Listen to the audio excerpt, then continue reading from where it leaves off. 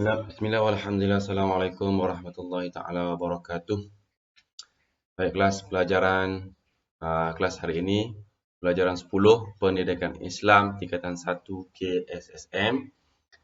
Tajuk untuk hari ini ialah hadis sumber hukum.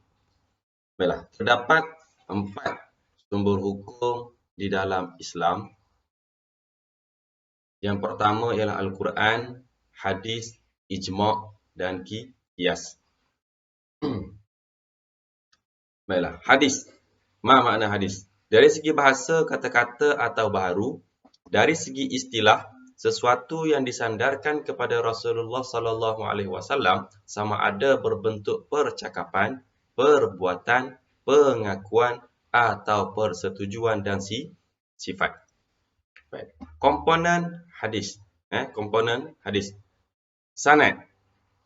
Sanad ialah dari segi bahasa sandaran. Dari segi istilah, rangkaian perawi yang menyampaikan sesuatu matan hadis. Contohnya, qala al-Imam al-Bukhari haddatsana Ali bin Abdullah. Ini adalah orang yang meriwayatkan sesuatu hadis. Matan. Matan dari segi bahasa sesuatu yang jelas dan zahir. Dari segi istilah, teks hadis yang terdapat selepas berakhirnya sanad. Contohnya, qala Rasulullah sallallahu alaihi wasallam la hijrata ba'dal fathi walakin. Baiklah. Seterusnya, hadis rujukan utama, iaitu hadis sahih Al-Bukhari, hadis sahih Muslim, Sunan Abu Daud, Sunan Ibnu Majah, Musnad Ahmad, Sunan Ad-Darimi, Sunan An-Nasa'i, Muwatta' Imam Malik, Jami' At-Tirmizi. Ini antara hadis rujukan utama. Peranan hadis sebagai sumber hukum, yang pertama menguatkan hukum yang terdapat dalam Al-Quran. Contohnya apa? Abu Hurairah radhiyallahu anhu berkata bahawa Rasulullah sallallahu alaihi wasallam bersabda, berpuasalah kamu kerana melihat anak bulan Ramadan dan berbukalah, yakni berhari raya, kamu kerana melihat anak bulan Syawal.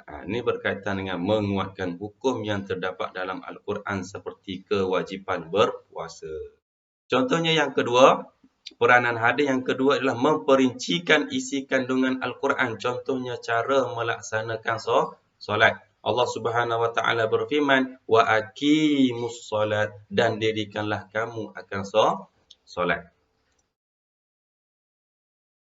Dan dari segi hadis macam mana? Malik radhiyallahu anhu berkata bahawa Rasulullah sallallahu alaihi wasallam bersabda, solatlah kamu sebagaimana kamu melihat aku solat. Ini memperincikan isi kandungan Al-Quran seperti cara melaksanakan solat. Baik. Yang seterusnya, menjelaskan hukum yang tiada dalam Al-Quran seperti menjelaskan hukum yang ada dalam Al-Quran. Seperti apa? Contohnya, pengharaman emas dan sutera kepada lelaki.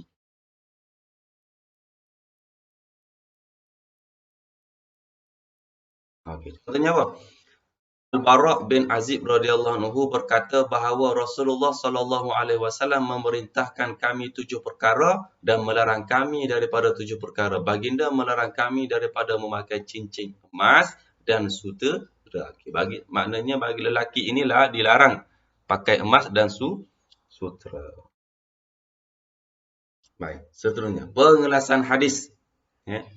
Pada segi percakapan, perbuatan, pengakuan ataupun persetujuan dan sifat. Dari segi percakapan, sesuatu yang diucapkan oleh Rasulullah sallallahu alaihi wasallam, yang mana Abu Hurairah radhiyallahu anhu berkata bahawa Rasulullah sallallahu alaihi wasallam bersabda, malu itu satu cabang daripada iman. Dari segi perbuatan, sesuatu yang dilakukan oleh Nabi sallallahu alaihi wasallam. Contohnya apa? Anas bin Malik radhiyallahu anhu berkata bahawa Rasulullah sallallahu alaihi wasallam beristinja dengan air.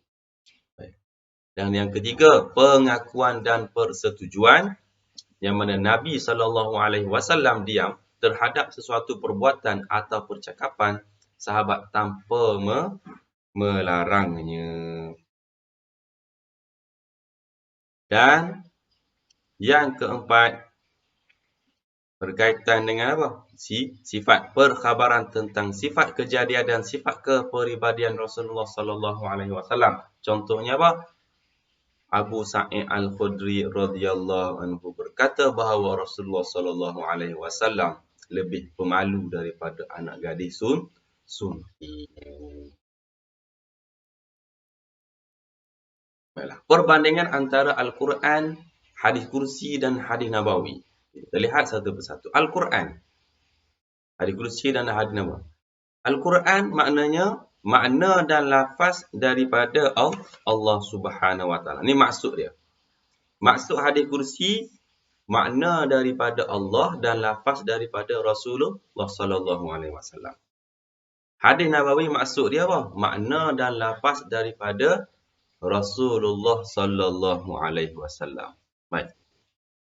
Ganjaran pahala. Kalau baca Quran, mendapat pahala bagi setiap huruf yang dibaca. Kalau hadis kursi dan hadis nabawi, mendapat pahala kerana mempelajari dan beramal dengan ini ganjaran pahala. Baik. Martabat Al-Quran sahih tanpa keraguan, tiada ragu-ragu. Kalau hadis kursi dan hadis nabawi terbahagi kepada sahih, hasan, dhaif ataupun maudhu'.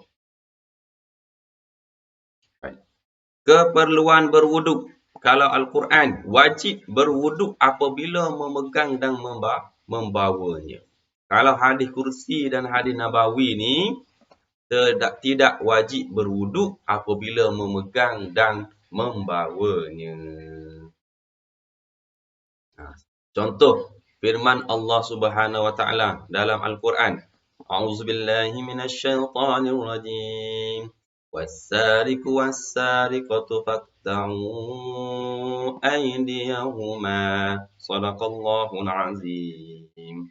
Contohnya apa? Orang lelaki atau perempuan yang mencuri, potonglah tangan mereka. Ni firman Allah Subhanahu Wa Taala. Kalau hadis kursi, contohnya apa? Abu Hurairah radhiyallahu anhu berkata bahawa Rasulullah sallallahu alaihi wasallam bersabda, Allah Subhanahu Wa Taala berfirman. Dua. Allah, Rasulullah, Allah Subhanahu Wa Taala. Maksudnya, setiap amalan Bani Adam itu baginya kecuali puasa. Kerana puasa itu untukku. Ni nak tahu hadis kursi? Ni Rasulullah, Allah Subhanahu Wa Taala. Kalau hadis nabawi, Abu Hurairah radhiyallahu anhu berkata bahawa Rasulullah sallallahu alaihi wasallam bersabda yang bermaksud sesungguhnya agama itu mudah. Ikhlas. Okey. Jadi sekian, terima kasih. Jumpa lagi di lain video. Selamat menonton dan menambah ilmu. Wallahu a'lam.